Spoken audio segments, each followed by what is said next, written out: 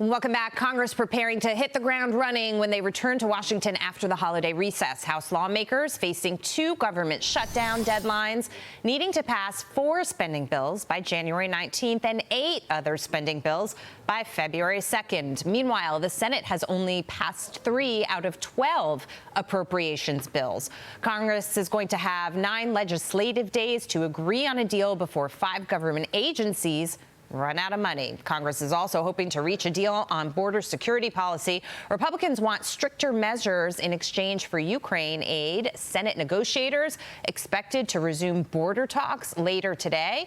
Joining me now is South Carolina Congressman Ralph Norman. He's a member of the House Budget and Financial Services Committees. Congressman, welcome. It's good to see you this morning. Glad to be with you, Jackie. As I just outlined, it's quite an aggressive agenda in a short period of time. We were talking about the border first and foremost this morning. Some of that border contingency that Biden is willing to give up might be tied to Ukraine aid. How is this all going to shake out? Well, I don't expect any action for this administration, Jackie. I mean, if he was going to do anything, he would have done it. This is intentional. This is an invasion of our country. The taxpayers do not deserve this. So, we've seen this playbook run before. They play it at the very end. What do I expect?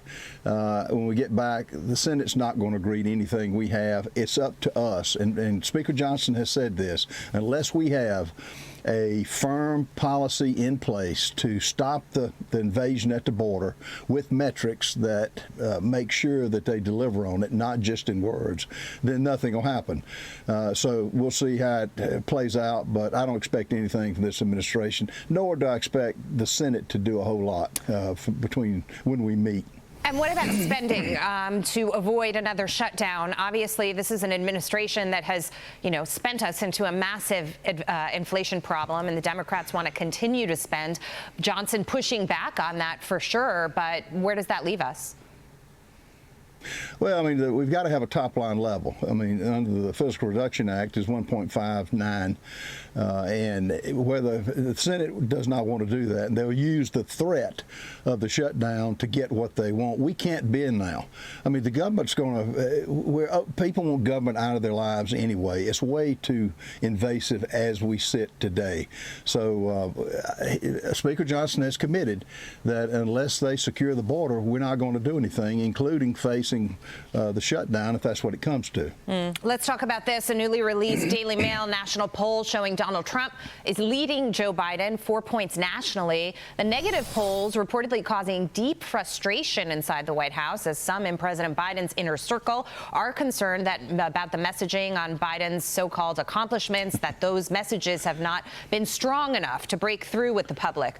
Biden recently saying the economy will be all good next year, demanding that the media report, quote, the right way. Congressman.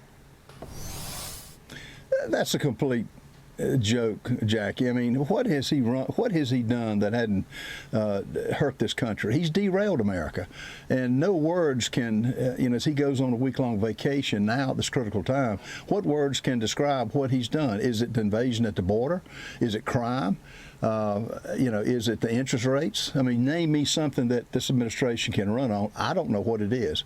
And the quicker we get rid of the Biden administration, the better off this country will be. Yeah, it's pretty tough to find something. And he is still insisting, the president, that Bidenomics is working, although our polls show it's only working for 14% of people in the country. I want to get to this as well. Secretary SEC Chair, Gary Gensler, now facing criticism from some of the Democrats and even from some Biden administration officials over his willingness to increase regulation on crypto. New York Congressman Richie Torres calling Gensler a politician masquerading as a regulator. Your thoughts on Gensler, especially as the market is awaiting a potential ETF to be able to trade crypto for the retail investor? Well, for a Democrat to say that on one of their own, but I agree completely with him. He is a politician who's putting one regulation on top of another. That's why the bill that was recently introduced to add a commissioner and basically immobilize what he can do. There's no regulation that Gensler hasn't liked, and the financial markets are going to pay the price for it. So adding a commissioner, putting somebody as an executive director is what they should do. The man is out of touch with the business community. bureaucracy and his regulations are doing so much harm that, again, taxpayers don't deserve, particularly now. Congressman, great to see you this morning. We really appreciate your time. Congressman Ralph Norman, thank you.